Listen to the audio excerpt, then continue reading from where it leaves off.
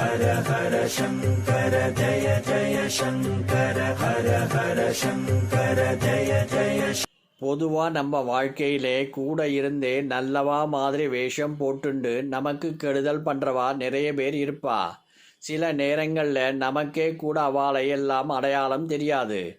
சில சமயம் ஏதோ நம்ம முன்வினை காரணமாக தீய சக்திகளோட தாக்கம் நம்ம வாழ்க்கையிலே அதிகமாக இருக்கும். வீட்டு வாசல்ல இந்த மூணுல எதை வைத்து பூஜை பண்ணினாலும் இந்த பிரச்சனைகளுக்கெல்லாம் காணாமல் போய்விடும். பல நேரங்களில் தெய்வ சக்தி தான் நம்ம பிரச்சனைகளை தீர்த்து நிம்மதியை கொடுக்கும். முதல் விஷயம் கற்ப விநாயகர் படம், அதாவது பிள்ளையார்பட்டி பிள்ளையாரோட உருவப்படம். இந்த இடத்தில் பிள்ளையார்பட்டி பிள்ளையாரை பக்தி சொல்ல ஆசைப்படுறேன். பிள்ளையார்பட்டியில் எழுந்தருளி அருள் பாலிக்கும் இந்த விநாயகரை தரிசனம் பண்ணினா கவலைகளும் கஷ்டங்களும் நீங்கும், செல்வ வளம் பெருகும் என்ற நம்பிக்கை இருக்கு. திருமணத்தடை, குழந்தையின்மை, குடும்ப நலம் உள்ளிட்ட சிக்கல்கள் இருப்பவர்கள் இந்த கோவிலுக்கு வந்து விநாயகரை வழிபடலாம்.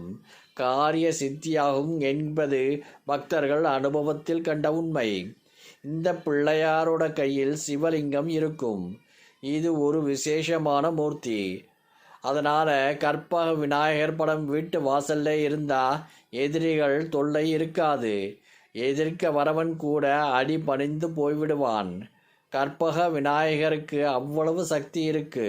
இரண்டாவது விஷயம் கற்றாழை. பொதுவாக திருஷ்டி போகிறதுக்காக கற்றாழை வீட்டு வாசல்ல வளர்ப்போம். நாம் துளசிக்கு பூஜை பண்ணுற மாதிரி வட மாநிலங்களில் கற்றாழைக்கு மஞ்சள் குங்குமம் இட்டு வழிபாடு பண்ணுவா. நேர்மறையான எண்ணங்களை கொடுக்கும் சக்தி கற்றாழைக்கு உண்டு. அதனால் கற்றாழையை ஒரு சின்ன தொட்டியில் வைத்து பூஜை பண்ணினா கெட்ட சக்திகளை கற்றாழை இருக்கும் நேர்மறை ஆற்றல் அழித்துவிடும். மூன்றாவது வெள்ளருக்கு வேர். இது நாட்டு மருந்து கடைகளில் கிடைக்கும். வெள்ளருக்கு மகா கணபதிக்கு பிடித்த விஷயம். இந்த வெள்ளருக்கு வேர்க்கட்டையை வீட்டு வாசல்ல கட்டி வாரம் கற்பூரம் காட்டி வழிபடுறது மூலம் எதிரிகளோ இல்லை துர்சக்திகளோ நம்மை நெருங்காம காப்பாற்றும்.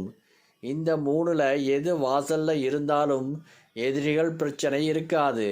இந்த உலகத்திலே யார் கைவிட்டாலும் தெய்வம் கைவிடாது.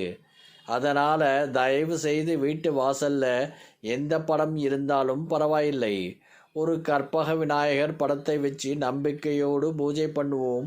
எல்லாத்தையும் அவர் பார்த்து கொள்வார். ஹர ஹர சங்கர ஜய ஜய சங்கர ஹர ஹர சங்கர ஜய ஜய